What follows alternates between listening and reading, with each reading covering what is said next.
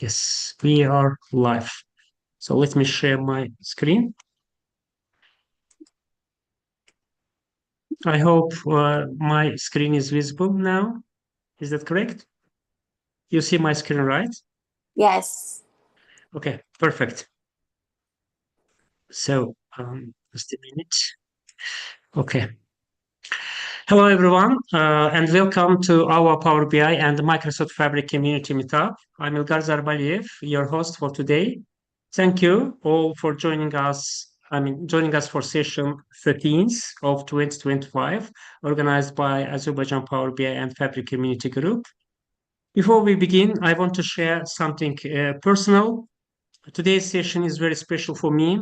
Throughout the years since 2021, I have organized more than 100 online meetups about Power BI, Fabric, and also Microsoft Excel. But this session feels different. From a training perspective, my idol, the person I have admired and learned from for a long time, is our speaker today. And I have been hoping and trying to invite her for at least a year. I hope she agrees with it. And 2 years ago, I attended her PL 300 series training for MCTs. And since then, she has been one of the trainers I respect the most. Linda, thank you so much for being here with us today. Now, let's begin our session on data science and machine learning solutions in Microsoft Fabric. We are excited to explore practical ML workflows, credential paths, and hands-on demonstrations with you. So here is a quick overview of today's session. We'll be exploring how Microsoft Fabric supports end-to-end machine learning, and from data ingestion all the way to model training and prediction. At least it has been planned. And Linda will also guide you through the applied skills credential for implemented data science and machine learning solution with Microsoft Fabric. So if you are aiming to upgrade your skills or earn a Microsoft credential, this session will give you the full roadmap. And now it's my pleasure to introduce our speaker, Linda Larkan. Actually, I talked a little bit about her. So Linda is a senior technical trainer at Microsoft, based in Lafayette, Louisiana, and has over 20 years of experience. And I hope Linda will give the necessary info about herself in next minutes. So let me go with the next slide. A little bit about upcoming speakers. We are also excited to announce our upcoming speakers, Zu Douglas and Maya Shenhoff. And more amazing sessions are on the way. So make sure you are following our meetup page to stay updated. A little bit about meetup rules. Before we begin, here are a few quick rules for today's session. This session is being recorded and will be shared afterward. Actually, I have not started recording, but it's live streaming. A little bit fixing my error. So feel free to drop your questions in the chat. We will address them during the Q&A section. And finally, please remember to follow up with us on Meetup for future events and resources. A little bit about session schedule. The first 5 minutes that I'm doing is called like introduction. Then, if I'm not mistaken, and 20, 40 or 45 minutes for presentation by Linda Larkan. And then we'll have a Q&A session at the end of this meetup. So please stay until the end, and Q&A is always interactive and valuable. And before we begin, I encourage all of you to stay connected with us. Here is our community information. So meetup link, this one, I will be sharing the link in the chat, and my email address and my phone number. So we are always happy to support your journey in Power BI, Microsoft Fabric, and data analytics. And with that, it's time to begin. Please join me in welcoming our speaker, Linda Larkan. Linda, the stage is yours. I'm going to stop sharing and you can share your screen and go on. But I hope I have to make you co-host at least. Yes. Okay. So go on. Thank you. All right. Thank you.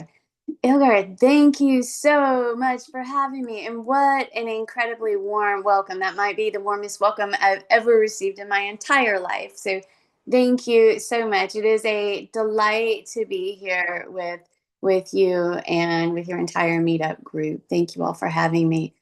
I've been practicing. Is it Saloom? Did I say that correctly? Judging by your face, I might not have said that like I should have.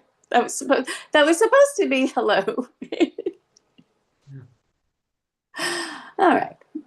So, what I want to share with you all today is an abbreviated, very, very abbreviated version of the DP 604 class. Implement a data science and machine learning solution for AI in Microsoft Fabric. So, this abbreviated version of a one-day class that is actually part of the DP 600 curriculum. And then at the end, we'll talk a little bit about the applied skills program and the verifiable credentials that you can earn. So welcome, welcome, and thank you all so much for having me. Like Ilgar said, I am Linda Larkan. I live in Lafayette, Louisiana, in the southern part of the United States, where it is the heart of Cajun culture, a very fun place to be. We're proud of our music, we're proud of our food, and we also love sports. So when I'm not teaching at Microsoft, I enjoy all the fun culture that we have here in Lafayette. During the day, my day job is a trainer at Microsoft, where I've been a little bit over 5 years. But I have been a Microsoft certified trainer, like Ilgar, for going on 20 years. So it does not mean that I know everything. I still feel like I'm learning all the time. Our products are always changing. We're adding new features. Our product team doesn't slow down. This is something, the Microsoft products, these are, it's something I'm passionate about discussing with you. And I love to help people. All right. So the full course is the agenda for the full course. We are going to focus on just this little part. We're going to look at Data Wrangler and a little bit with training a machine learning model and kind of talk through that process together. And my first Lindaism that I have for you is that learning is not a spectator sport. So I'm going to turn on the chat, make sure that I can see your chats. Can you test the chat? Make sure I don't see anything there. Okay, can you test the chat and make sure that I can see the chat, please? Is there anything in the chat that already? We can just put hi. I can see my own message. Let me greet you. Say hi. Thank you. Thank you. Thank you. Kwaku. Yeah. I have at least one person playing along. Thank you. All right.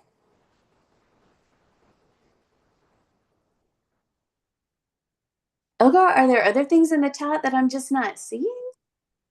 Or is there one in No, the chat? no. Just one person wrote hi.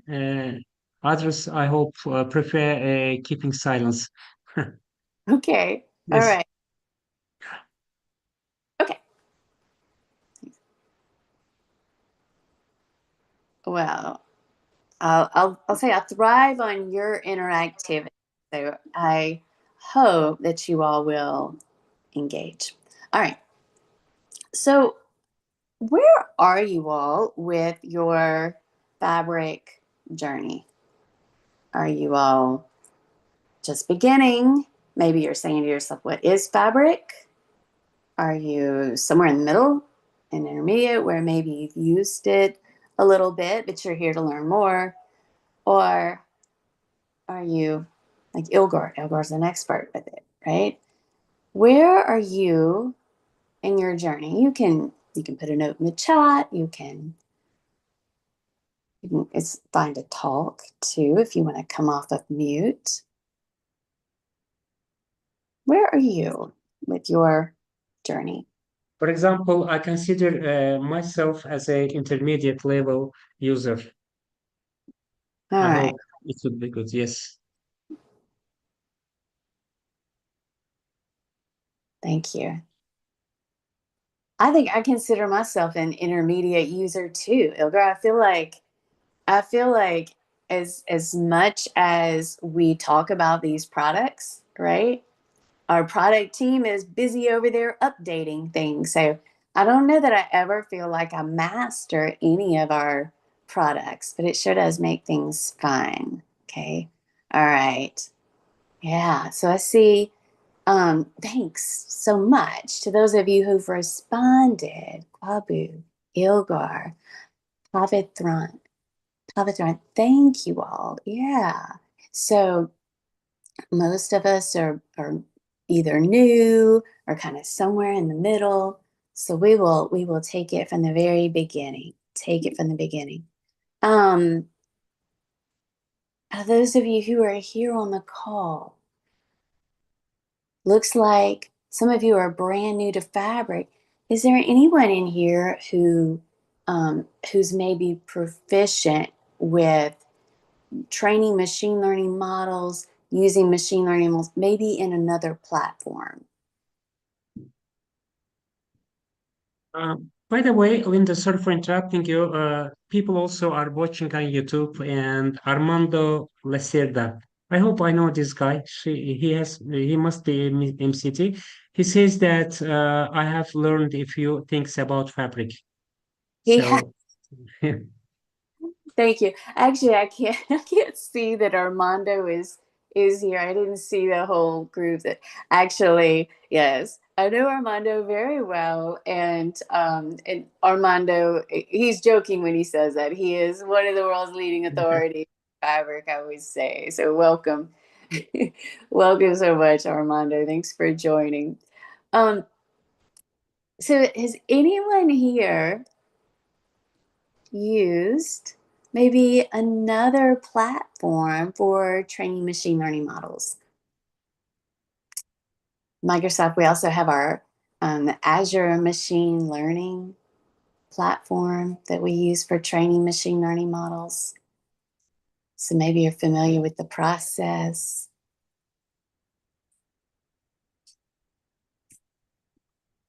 Or maybe we're brand new at. That's fine. You've come to the right place. You have come to the right place. All right. Well, Elizabeth, there is a lot to take in on this slide. Okay. There's a lot to take in. But what we've got here is that with Fabric, it is a unified platform for working with data where everybody can play, right?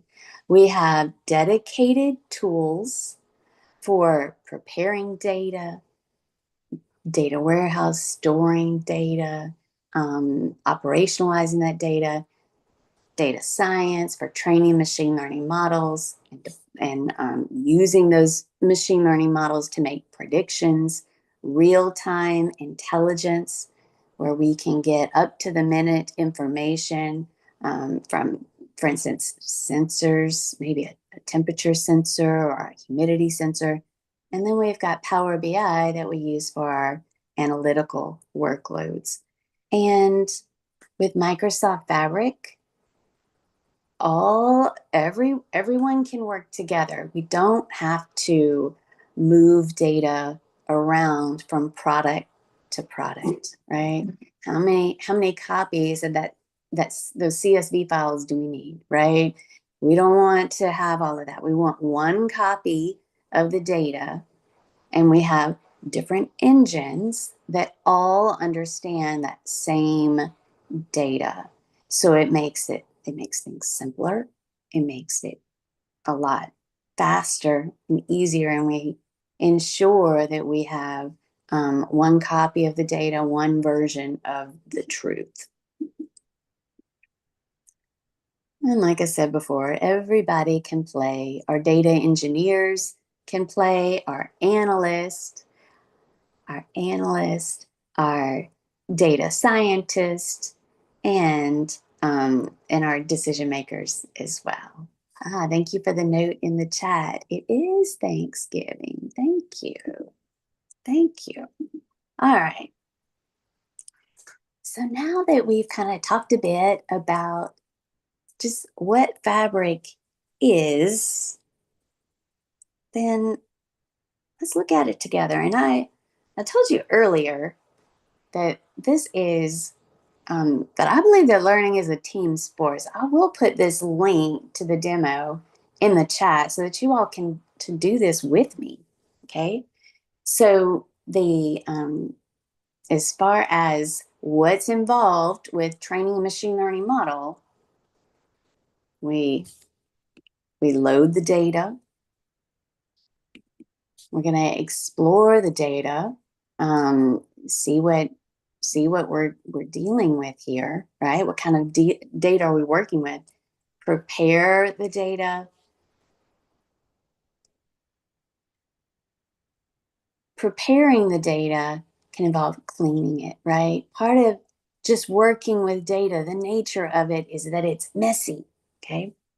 So we're going to prepare the data, get it ready to train a machine learning model. Then we split the data into a training data set and a test data set that by holding out a portion of the data to test the model, then we can get metrics and we can see how well it's performing, because our training data, we still have the answers. We still know what those results are to be.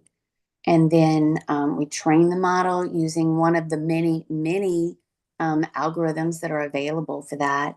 And then we evaluate the model and we pick the one that performs the best. So that's the high level overview of what we're going to look at here. Okay. So let's look at this together.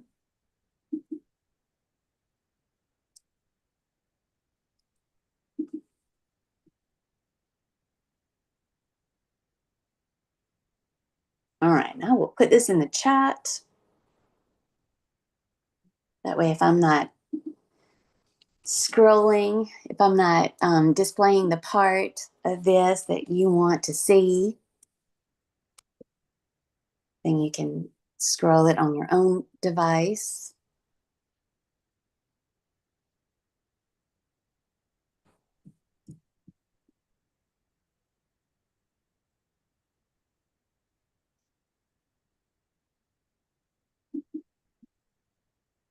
All right. And then, does anybody know how we get to Fabric? How do we even access it? How do I get here?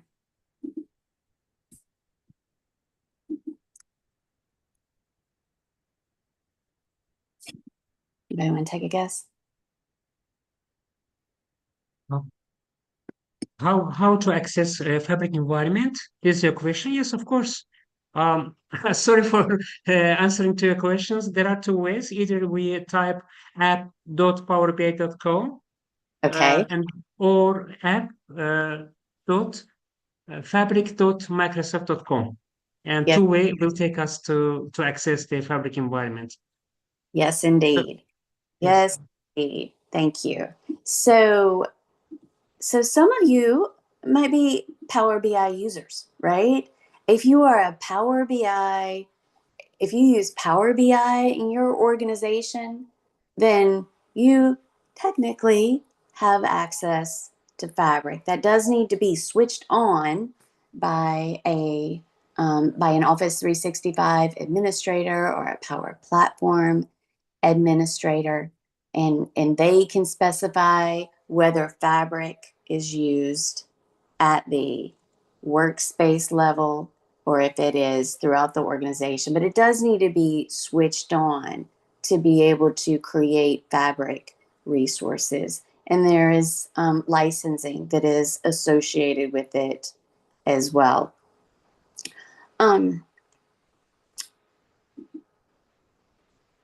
So to get to it, like Ilgar said, we can go to powerbi.com or we can go to fabric.microsoft.com.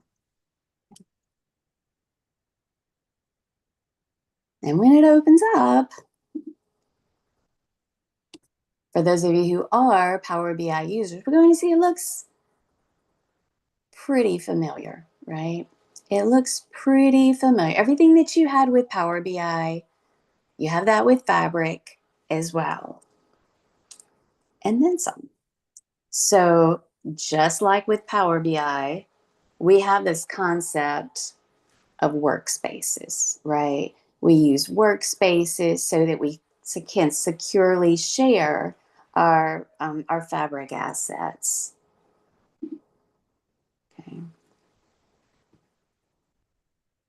So to create a workspace, I need to first give it a name.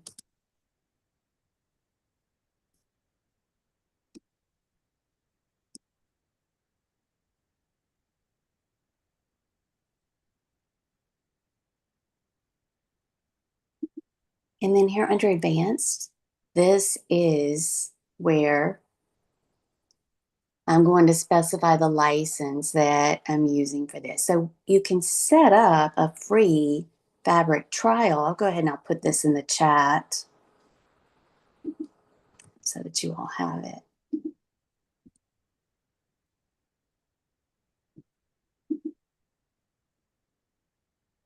All right, so I'm assigning this Fabric trial license to the workspace and then applying that.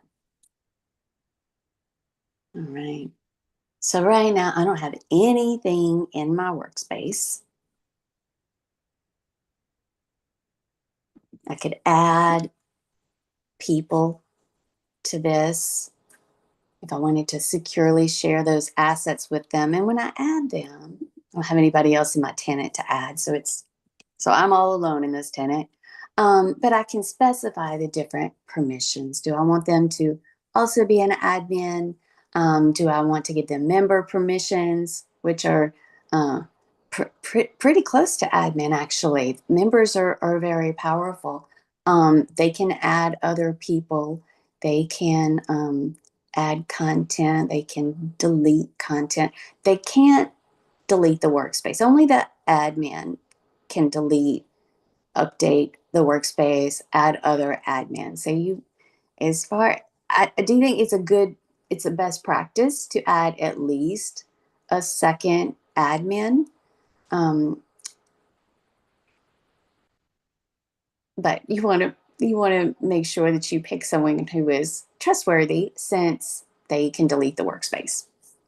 Okay. So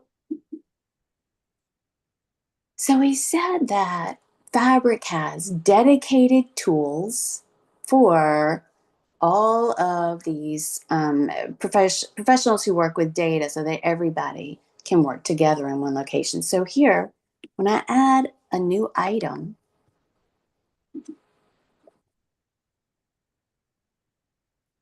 I'm going to choose what type of item. I've marked a notebook as my favorite, and that's what we're going to create in just a moment. We can use the notebook environment for cleaning our data, training machine learning models. We'll see that it's a development environment where we can also add comments and see the results all in one place.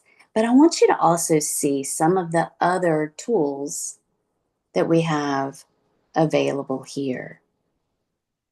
So we have dedicated tools, including pipelines.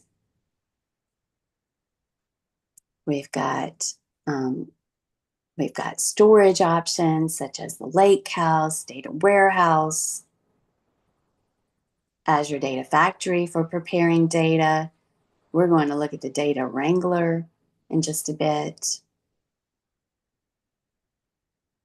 And of course, we've got our good friend Power BI that's down here. If I don't see it readily, I can filter by type.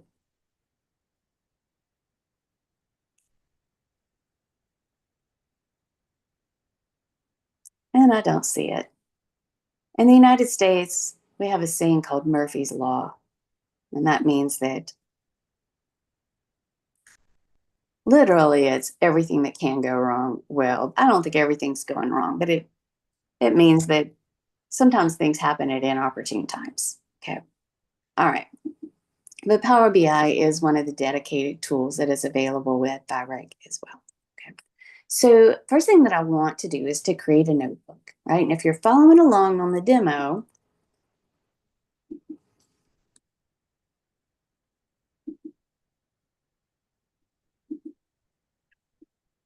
let's look at that part together.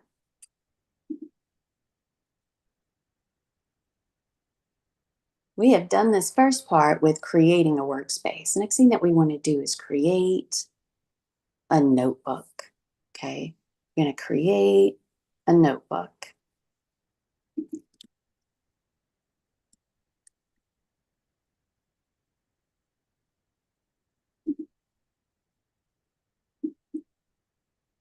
All right, we'll give it a name.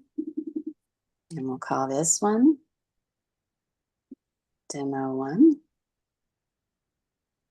It's in our workspace that we just created.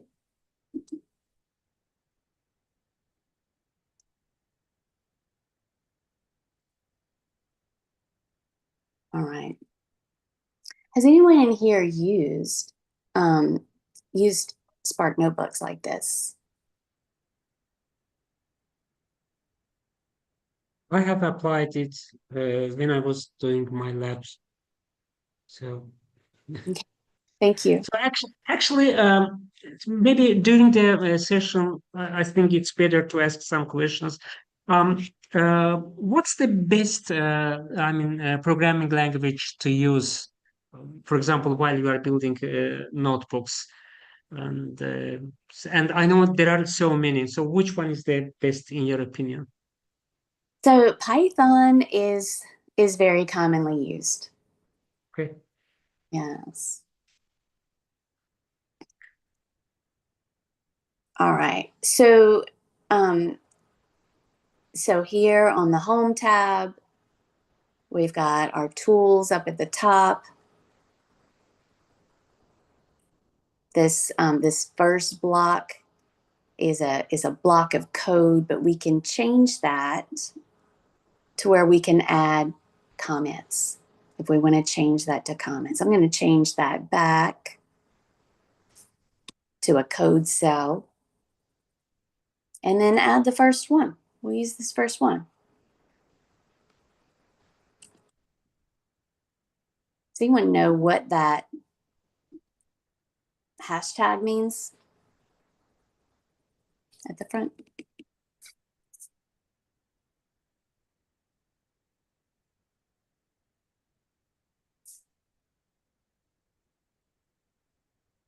It's just a comment. It's just a comment. It's a place where we can add notes.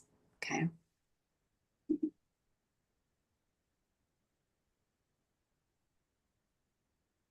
Oh no.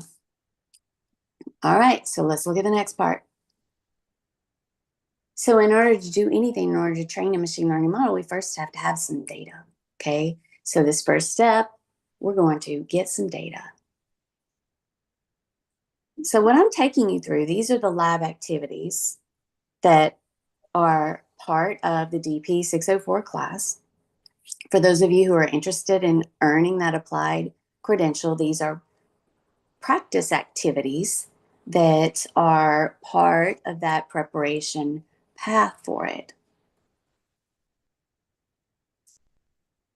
So here I'm copying this, and then we'll look at what we've got here. Okay, so I'm adding a block of code.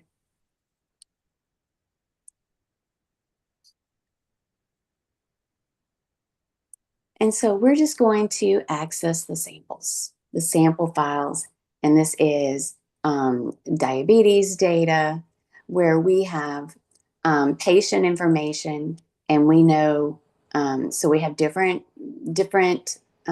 metrics that we've collected about these patients. And we know whether or not they've been tested and found to have diabetes. Okay. So So when we're training a machine learning model, we're going to work with data that has known outcomes. All right, so let's run this code block. All right, and then, so here we have the results. It tells us, gives us that confirmation that this is done.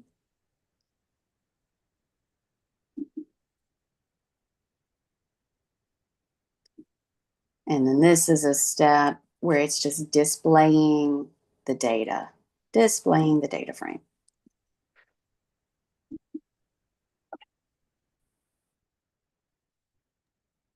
All right, so here we've got our data.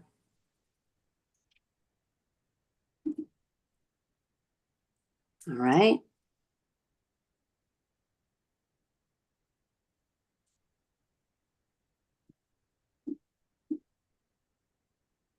And so now, instead of having it in a Spark data frame, we want to convert it to a Pandas data frame. And that way we can work with the data wrangler.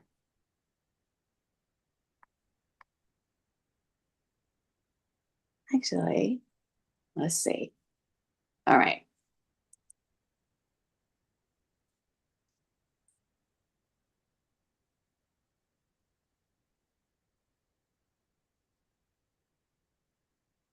Okay.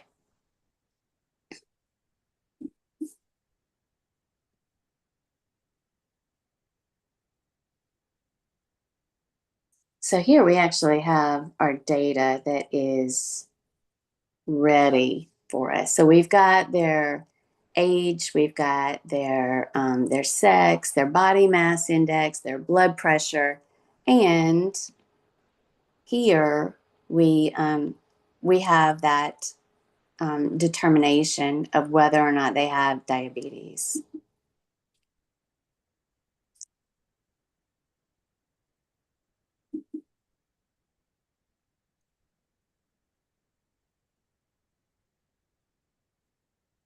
So the first part that we need to do before we can train the machine learning model is we're going to divide that data that we have into our training data set and our test data set. So like we said, we keep part of that data, we hold it back so that we can test the performance.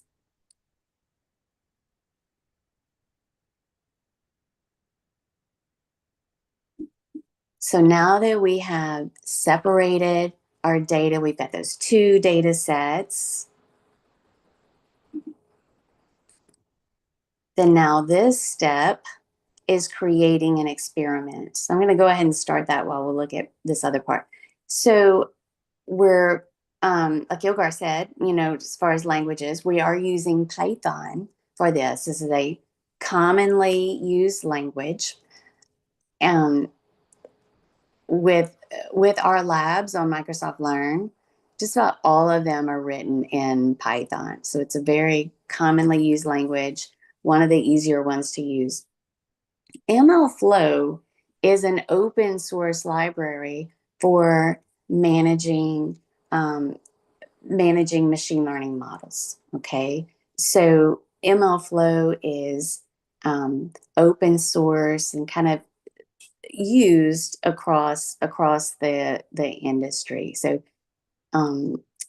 even if you use another vendor's products, then by putting them in MLflow, businesses can have all of their models are available, and you can make comparisons across even when you've trained them on different platforms. Okay.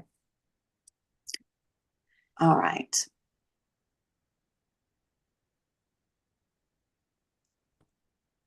So we've got our experiment name, and actually this is where we're going to start training the model. This start run auto log is going to automatically collect metrics for us. It makes it easy. With MLflow, you can also, if you wanted to specify specific things that you wanted to collect, like, maybe you wanted to log the accuracy. You can log just the parts that you want, but all the auto log makes it easy. Okay. All right. So that was a quick one.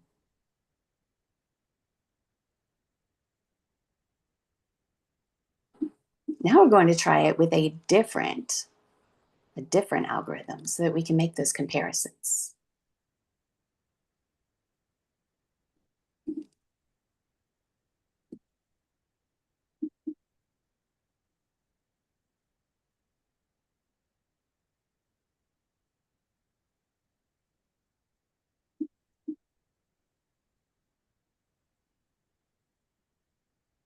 Okay. And then here,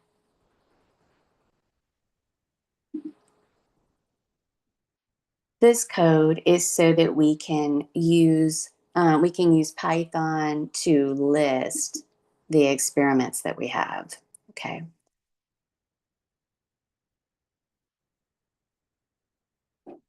All right. In addition to using MLflow for that, we can also go back to the workspace.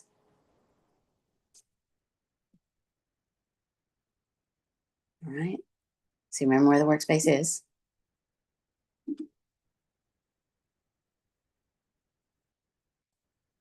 So here we have our experiment that we created earlier.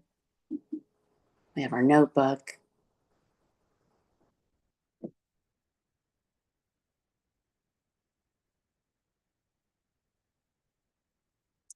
And so we had two different runs.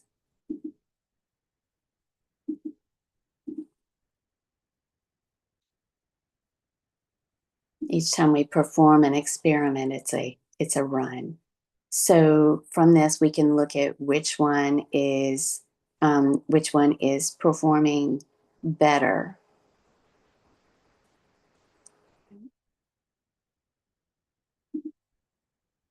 And as far as why they call them experiments, right? You are exploring your data and you're generally trying to solve some kind of problem, right? Here, we're trying to determine whether or not patients have diabetes based upon the information that we have about them.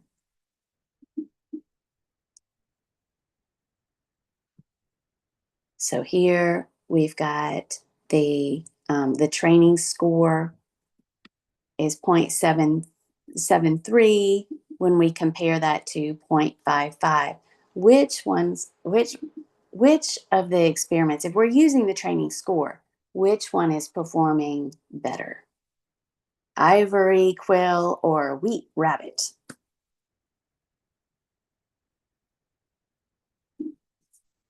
This one is 0.55. Ivory quill is 0.55, and wheat rabbit is 0.73.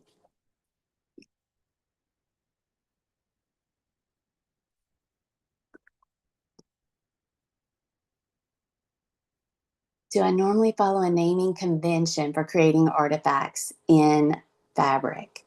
So I see that question. Thank you. So in this case, these are automatically created, and some of the names they get pretty entertaining.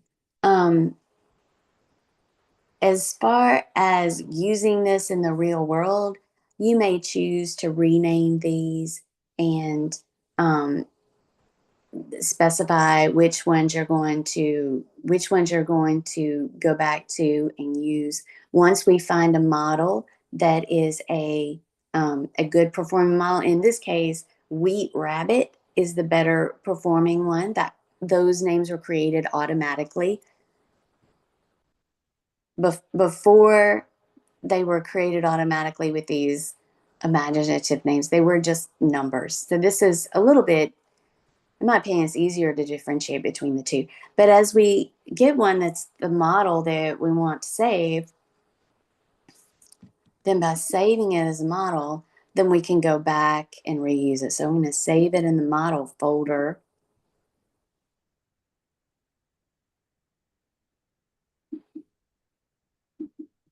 And then here we can name it, and we'll call this one diabetes.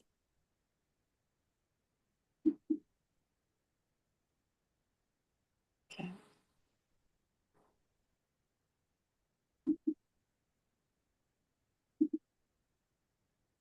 Linda, there is one more question from Fernando Calero. Yes.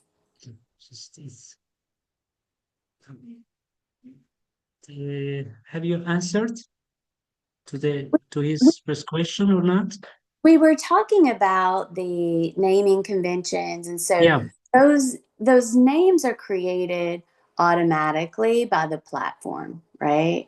Which that part is going to make it easier rather than just calling them numbers. So when, for instance, in Azure Machine Learning, before before the platform started using names for these, we would have numbers. It was really difficult to differentiate between the different runs. So those are going to be created automatically. When you are performing your own experiments and in saving those models, you're going to want to save it with something that you recognize. Yes. But when you're creating the runs, that's not where you have to name them. Does that answer the question? Did it help to maybe see the entire process? That you might not save those runs, that you're not going to save the runs if they don't perform well, right? Or you're not going to save the models that are associated with them necessarily. So when you're working with data and you're training these machine learning models, right? You're going to find that different algorithms are going to work better for different types of data, right? So once you find one that's working well for your data, then by saving that model, then you can refer back to it and later deploy it so that you can use it in your applications. Okay. All right. Ilgar, do we have any other questions that are in the chat? There was one. To be honest, I'm not sure whether you answered or not. It's about trial. Once again, it's from Fernando Calero, who says that he lost his trial fabric capacity today and no extension allowed, and he's using his MS Developer account. So, in my understanding, trial version is given for 60 days, right? And if it, ends, it's better to use another account and another domain. It's in my understanding. Uh, but I'm not sure when it's about when you use your developer account. I don't know. I also think that it's also for 60 days, no more days. I'm not sure, but I've seen that too, that it's not possible to extend it. Um, yeah, I mean, it is possible to stop Fabric while you're not using it, but that's not going to solve the problem. I wish I had a better answer than that, but yeah, I don't know of a way to extend it. If you're interested in purchasing Fabric,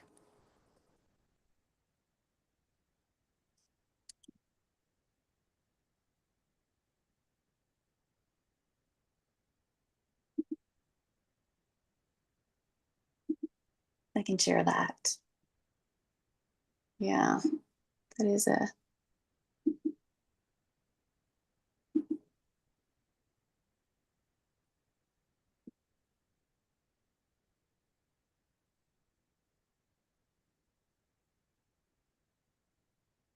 all right.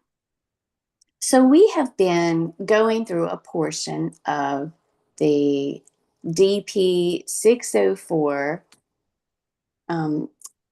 content. So this is a very abbreviated version of that class. We've talked about just some of the aspects of it. We've also looked a little bit at what those lab steps are like, and we've kind of practiced with those together.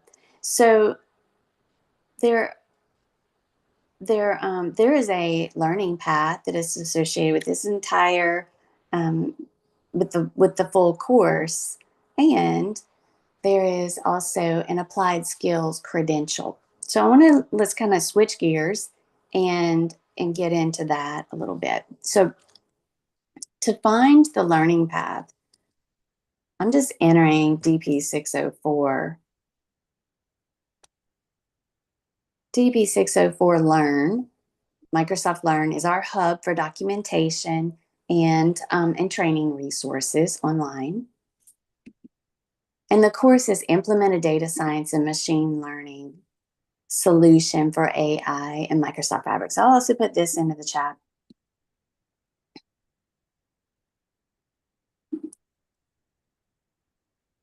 Is there any metric to measure the accuracy of the data to reduce hallucination?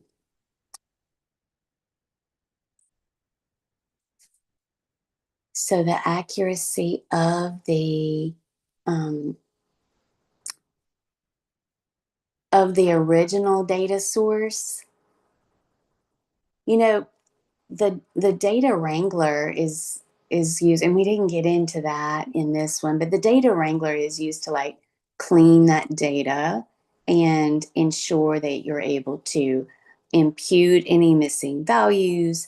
You're able to use what's called one-hot encoding, where you can make changes to it and prepare the data for training machine learning models. So cleaning it is going to be the first step in getting better results from that. I'm not sure if that answered your question, but if you have any follow-up questions, please let me know on that. All right. How does the applied skill credential for implemented data science and machine learning solution fabric differ from traditional certification exams, and what specific skills does it validate? Okay. All right. That's a great question. So, has anyone here ever taken one of our exams? Elgar, I know that you have. And I know that Armando has too, because I know Armando.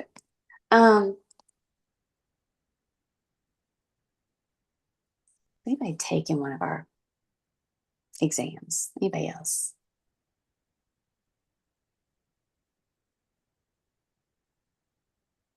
Yes, dozens. All right, go Fernando. Yeah. Okay. So if we back up and go straight to Microsoft Learn, right? And under training, I'm always rearranging Microsoft Learn, but here under training, we have credentials.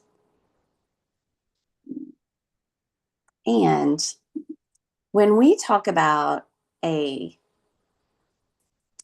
those certification exams, right? This is what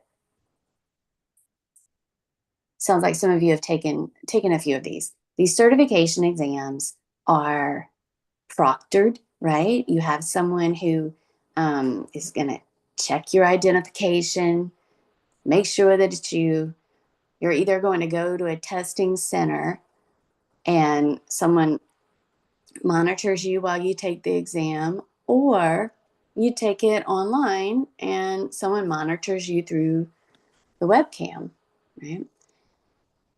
There's a fee associated with taking a certification exam. There's usually between 40 and 60 questions. You have a couple of hours to take that exam. And if you don't pass it the first time, then there's a waiting period, and then you have to pay to take it again, right? So, and that certification is good for 1 year, and then you take a free renewal quiz as well. So the difference between that and these applied skills, for one, the cost, the applied skills credentials are free. You don't have someone proctoring you while you take it.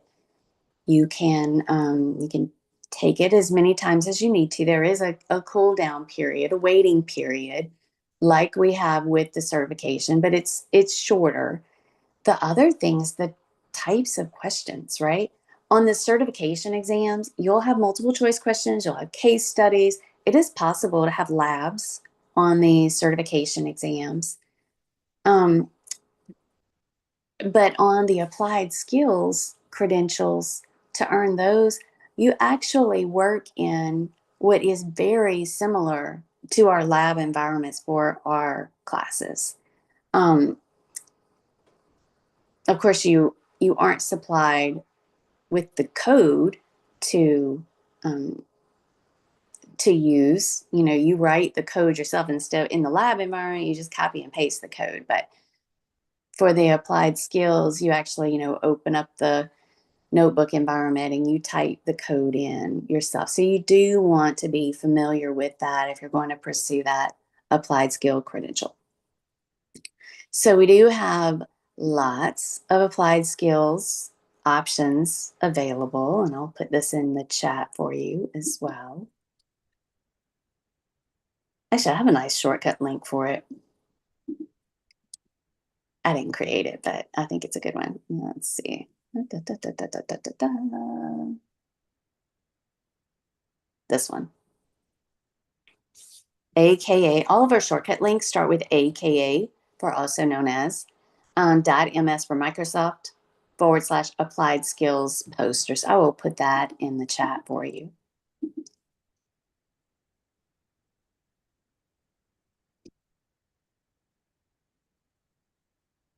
Okay.